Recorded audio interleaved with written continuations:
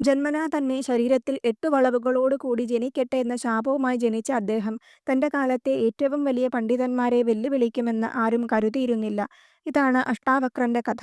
ജനനത്തിനു മുൻപ് തന്നെ അഷ്ടാവക്രന്റെ പാണ്ഡിത്യം പ്രകടമായിരുന്നു. തന്റെ പിതാവായ കഹോടകൻ ചൊല്ലുന്ന വേദമന്ത്രങ്ങളിലെ തെറ്റുകൾ അദ്ദേഹം അമ്മയായ സുജാതയുടെ ഗർഭത്തിലിരുന്നുകൊണ്ടു തന്നെ തിരുത്തി. പക്ഷേ ഈ പ്രവൃത്തി അദ്ദേഹത്തിന് തന്റെ അച്ഛനിൽ നിന്ന് നേടിക്കൊടുത്തത് ശാപമായിരുന്നു.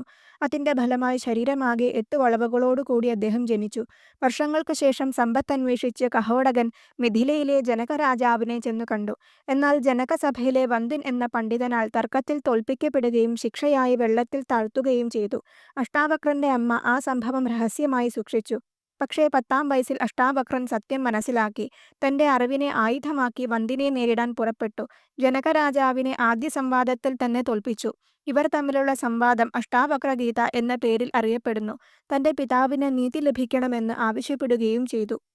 എന്നാൽ താൻ ജലദേവനായ വരുണന്റെ മകനാണെന്നും വെള്ളത്തിൽ മുക്കിയ ബ്രാഹ്മണരെ വരുണൻ നടത്തുന്ന യജ്ഞത്തിൽ പങ്കെടുക്കാൻ അയച്ചതാണെന്നും ആ യജ്ഞം ഇപ്പോൾ പൂർത്തിയായിട്ടുണ്ടാകുമെന്നും വന്ദിൻ പറഞ്ഞു. ശേഷം വന്ദിൻ വരുണന്റെ അടുത്തുനിന്ന് കഹോടകൻ ഉൾപ്പെടെ എല്ലാവരെയും മോചിപ്പിച്ചു. അവർ വീണ്ടും ഒന്നിച്ചപ്പോൾ കഹോടകൻ അഷ്ടാവക്രനോട് സമംഗ എന്ന നദിയിൽ കുളിച്ചാൽ ശരീരത്തിലെ വളവുകൾ മാറുമെന്ന് അനുഗ്രഹിച്ചു. അഷ്ടാവക്രൻ അപ്രകാരം ചെയ്തു. അപ്പോൾ വൈകല്യങ്ങൾ അപ്രത്യക്ഷമായി. ശപിക്കപ്പെട്ട കുട്ടിയിൽ നിന്ന് അദ്ദേഹം ആദരണീയനായ മുനിയായി മാറി.